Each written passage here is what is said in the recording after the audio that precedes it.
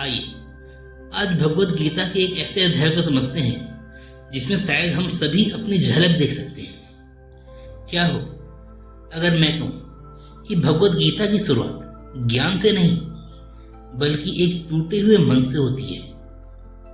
और यही कारण है कि गीता आज भी उतनी ही प्रासंगिक है जितनी हजारों वर्ष पहले थी।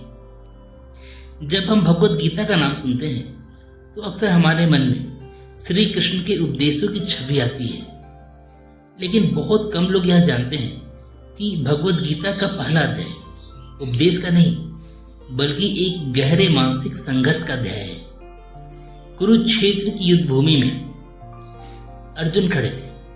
उनके पास शक्ति थी, ज्ञान था, अनुभव था, सम्मान था, फिर भी वे निर्णय नहीं ले पा रहे थे। अब जरा अपने जीवन को देखिए, क्या हमारे पास भी जानकारी की कमी है? शायद नहीं। आज हमारे पास मोबाइल है, इंटरनेट है, हजारों वीडियो हैं, लाखों सलाहें हैं, लेकिन फिर भी मन शांत नहीं है। क्यों? क्योंकि जानकारी बढ़ गई है लेकिन स्पष्टता कम हो गई है। और यही अर्जुन के साथ भी हुआ था। आज कितने लोग हैं जो रात को सोते समय भविष्य के बारे में सोचते रहते हैं। अगर मैं असफल हो गया तो, अगर सब कुछ गलत हो गया तो, अगर मेरे सपने पूरे नहीं हुए तो।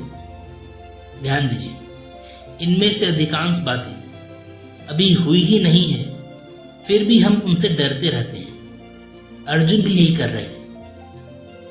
युद्ध अभी शुरू भी नहीं हुआ था, लेकिन उनका मन उस कल की चिंता में खो चुका था जो अभी आया ही नहीं था।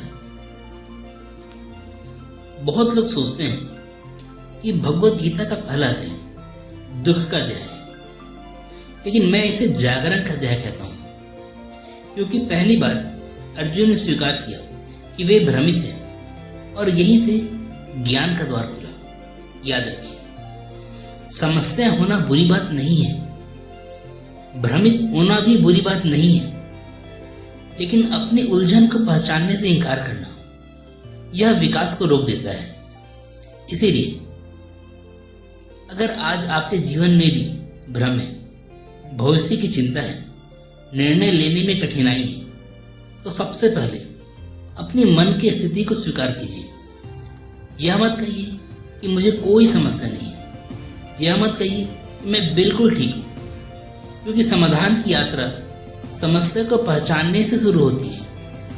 अर्जुन ने भी सबसे पहले अपनी उलझन को स्वीकार किया और तभी उन्हें श्री कृष्ण की मार्गदर्शन प्राप्त हुई। जब मन भ्रमित हो तो घबराइए मत, रुकिए, सोचिए और सत्य की खोज कीजिए। याद रखिए, कई बार जीवन की सबसे बड़ी उलझनें ही सबसे बड़ी ज्ञान का द्वार खोलती है। हो सकता है यही आपके जीवन का कुरुक्षेत्र हो, और हो सकता है यहीं से आपकी गीता शुरू होने वाली हो। और यही भगवत गीता का प्रथम अध्याय का सबसे बड़ी सीख है, क्योंकि यहीं से श्री कृष्ण की वास्तविक मार्गदर्शन शुरू होता है। राधे राधे।